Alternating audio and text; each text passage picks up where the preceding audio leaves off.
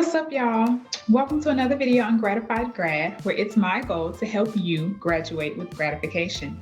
I'm Letitia, and in this week's video, we're going to talk a little bit about buying food and how to create staples and have a pantry, if you don't have an actual pantry, but how to have cabinets that actually have food that you have and that you will have, and you know how to cook and prepare it. So I have a budget. If you would like to know more about my budget, comment in the comment box and I can do a separate video on my budget. But I have a budget where I allocate myself $150 a month to food.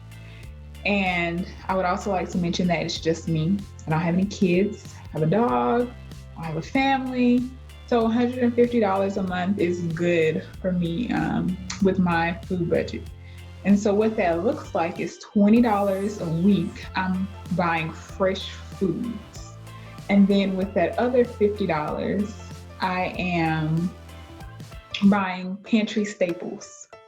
So what that looked like this past month, for example, I bought pasta. I bought like 5 different kinds of pastas. And I also bought 2 or 3 different kinds of beans. This is a side note. I'm not a really big fan of beans, but I have realized that I like chickpeas, which are still beans, but it's just a little different than like the red beans and the pinto beans and all that kind of stuff. I like chickpeas. And then also I buy grains. So I'm not a big grain eater, but I will have it just in case. Like I always keep oatmeal on hand. I always keep grits on hand. I always keep popcorn on hand. So with that extra $50, I'm keeping my pantry stocked with those items. I also keep a variety of nuts on hand. So I keep walnuts, pistachios, peanuts, and I believe and also almonds. So I keep certain things just on hand at all times so that I know that I always have snacks. I know that I always have things that I can make. I also keep fruit on hand at all times. So whenever I go shopping, I'll buy an 8-pound bag of oranges. I'll buy a 3-pound bag of apples. The only thing that I will buy on a weekly basis are bananas, and that's because they don't hold well at room temperature. But what you can do if you do end up having like extra bananas that are getting ready to go bad and you're not ready to eat them, you can freeze them and then use them later on in smoothies or to make ice cream. But and I just make sure that I keep these foods on hand at all times, because these are foods that I know I like to eat.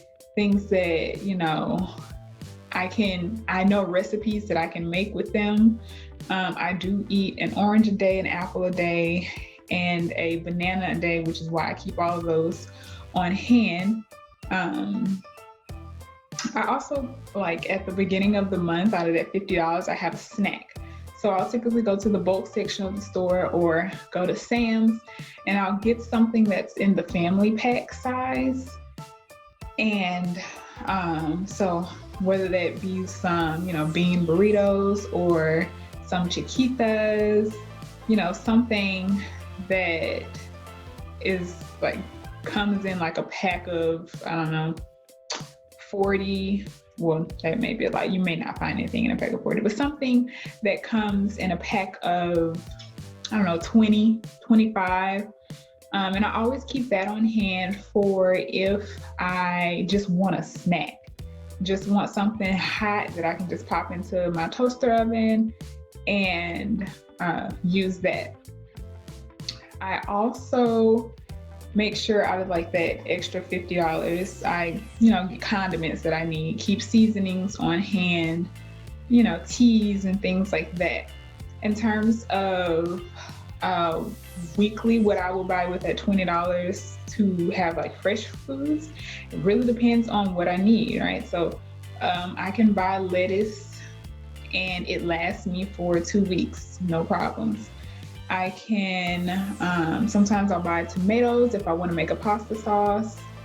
Uh, but the important thing is that you keep those pantry staples at all times so that at all times you will have food that you can eat.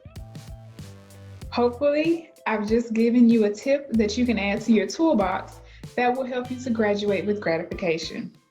Good luck.